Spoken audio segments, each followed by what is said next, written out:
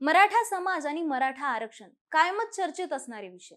मराठा समाजाची खालावलेली सामाजिक आणि आर्थिक स्थिती आणि शिक्षणाचा अभाव अशा विविध विषयांवर चर्चा होतच असते। मराठा समाजाचं मागासलेपण दूर करण्यासाठी आरक्षण हे एकमेव माध्यम असल्याच्या चर्चा देखील होत असतात। पण या चर्चांसोबतच महत्त्वाची अजून एक गोष्ट आहे जी विसरून चालणार नाही, आणि ती गोष्ट म्हणजे मराठा समाजाचा शैक्षणिक मागासलेपणा दूर करण्यासाठी झटलेल्या योद्ध्यांचं स्मरण। एका अर्थाने या व्यक्तींना योद्धेच म्हणायला हवं, कारण तत्कालीन परिस्थितीत गावगाड्याच्या बाहेर राहणाऱ्या, हातावर पोट असणाऱ्या कुणबी शेतमजूर मुलांना अशा लोकांनी शिक्षणाच्या मुख्य प्रवाहात आणलं, साक्षर केलं आणि नवी पिढी घडवली। यातलंच एक नाव म्हणजे गंगाधर भाऊ म्हस्के। दुर्दैवाने आज मराठा समाजातील असंख्य तरुणांना गंगाधर भाऊ म्हस्के कोण होते हे देखील ठाऊक नाही। तर पुण्यातल्या कॅम्प एरियात राहणाऱ्या प्रत्येकालाच गंगाधर भाऊ म्हस्के हे नाव परिचयाचं होतं। बलदंड शरीर, साधा वेश आणि तोंडात भला मोठा विदेशी पाईप ही त्यांची ओळख होती। हिराबागेच्या कॉस्मोपॉलिटन क्लब मध्ये अद्याप त्यांचं तैलचित्र लावलेलं आहे। 19व्या शतकातल्या पुण्यात अनेक शिक्षण संस्था होत्या, पण बहुजनांना शिकवण्यासाठी फार तुरळक प्रयोग त्या काळी व्हायचे। फर्ग्युसन महाविद्यालयातून शिकणारे विद्यार्थी तर बहुसंख्य फक्त ब्राह्मणच असायचे। टिळकांच्या हयातीत फर्ग्युसन मध्ये शिकणाऱ्या सर्व ब्राह्मणेतर पोरांची संख्या मिळून आधी 4% आणि नंतर वाढून 13% आसपास इतकीच होती। 1980च्या जनगणनेमध्येही मराठा जात शैक्षणिक क्षेत्रात मागास असल्याचं सरकारच्या अहवालात दिसत होतं। पण ही परिस्थिती बदलण्यासाठी कोणीच पुढे येत नव्हतं। म्हणूनच त्यांनी 1884 मध्ये इंग्रज अधिकारी सर डब्ल्यू वेडरबर्न यांच्या अध्यक्षतेखाली मराठा जातीच्या शैक्षणिक प्रगतीबाबत चर्चा करण्यासाठी एका सभेचं आयोजन केलं आणि त्या संदर्भात समाजातील महत्त्वाच्या लोकांशी चर्चा केली। मराठ्यांची सामाजिक परिस्थिती अशी बिकट असण्याच्या काळात आपली जबाबदारी ओळखून मराठ्यांची पोरं शिकावीत म्हणून त्यांनी राजन्ना लिंगो यांना सोबत घेऊन 1885 साली डेक्कन मराठा असोसिएशन ही संस्था काढली। या संस्थेला बडोद्याचे महाराज सयाजीराव गायकवाड यांचा मोठा हातभार होता। याच संस्थेत शिकलेली पोरं पुढे जाऊन देशभरातल्या संस्थानं आणि ब्रिटिश सेवेत मोठमोठ्या हुद्द्यांवर लागली।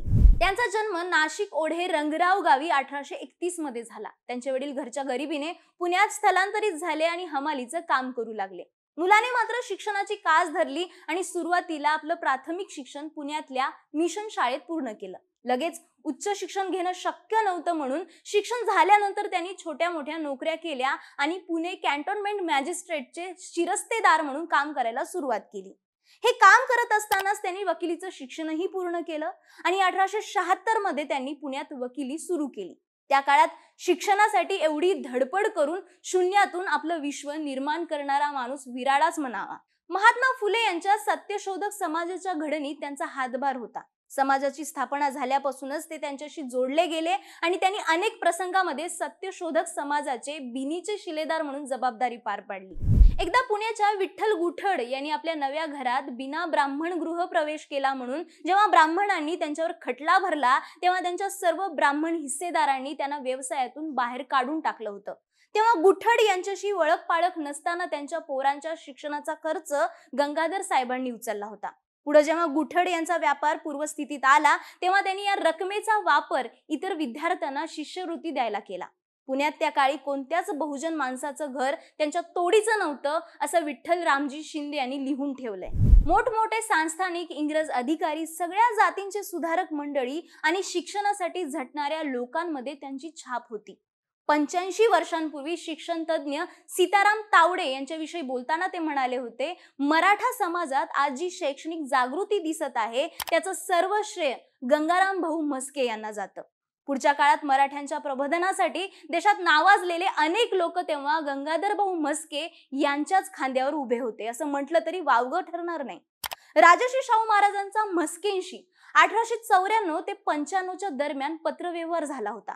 त्या पत्रव्यवहाराद्वारे महाराजांनी म्हस्केंना बहुजन समाजातील पदवीधर विद्यार्थ्यांची नावं मागितली। डॉक्टर रमेश जाधव यांचं विधान या संदर्भात महत्त्वाचं ठरतं की राज्य कारभारात समाजातील सर्व घटकांचा समावेश करून घेण्याचा शाहू छत्रपतींचा निर्धार कायम होता. ते धोरण त्यांनी आयुष्यभर अंमलात आणण्याचं जीवापाड प्रयत्न केले होते. हेच धोरण मनात ठेवून त्यांनी पुण्यातल्या एका नामवंत वकील आणि ब्राह्मणेतर समाजाचे नेते गंगाराम भाऊ म्हस्के यांना बहुजन समाजातील पदवीधर आणि नोकरीस पात्र अशा लोकांची नावं कळवण्यास विनंती केली. रानडे आणि भांडारकर यांची त्यांच्यासोबत चर्चा व्हायची. वकील म्हणून त्यांनी राज्यात प्रचंड ख्याती आणि तितकाच पैसा कमवला होता. मराठ्यांमध्ये एवढं इंग्रजी शिकलेले एकमेव व्यक्तिमत्व असा त्यांचा उल्लेख त्यांच्या सोबतची माणसं करतात तेव्हा हा माणूस काळाच्या किती पुढे होता हे जाणवतं. शेती आणि इतर गावकीच्या कामात गावचे पाटील, इनामदार, देशमुख आपल्या पोरांकडे लक्ष देऊ शकत नसत. अशा पोरांच्या शिक्षणाची सोय त्यांनी कसबा पेठेच्या सुशिक्षण गृहात केली होती. नाममात्र शुल्कावर विद्यार्थी इथे राहत आणि शिक्षण घेत असायचे.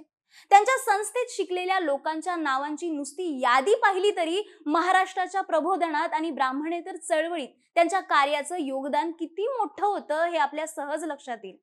विठ्ठल रामजी शिंदे, भास्करराव जाधव, वासुदेव लिंगाजी बिर्जे, पांडुरंग पाटील, रामचंद्र शामराव माने पाटील, दाजीराव विचारे, कोल्हापूरच्या संस्थानाचे क्षात्रगुरु मच्छिदराव पाटील बेनाडीकर, दत्तात्रय रामचंद्र भोसले, सीताराम तावडे या सर्व धुरीणांचे शिक्षण पूर्ण होण्यात गंगाधर भाऊ म्हस्के यांनी केलेल्या मदतीचा वाटा सर्वाधिक मोठा होता. त्यांनी त्या काळात मराठ्यांच्या पोरांना शिक्षणासाठी इंग्लंडला पाठवण्याचा आणि बहुजन पदवीधर बनवण्याचा ट्रेंड सुरू केला. फक्त त्यांच्या हयातीत कित्येक मुलं इंग्लंडला, मँचेस्टर आणि इतर विद्यापीठात जाऊन तसेच त्यांच्या शिष्यवृत्तीने पुण्यात राहून शिकू शकले. सत्यशोधक मुकुंदराव पाटील यांनीही आपल्या लेखनात त्यांच्या कामाचं महत्त्व मांडले.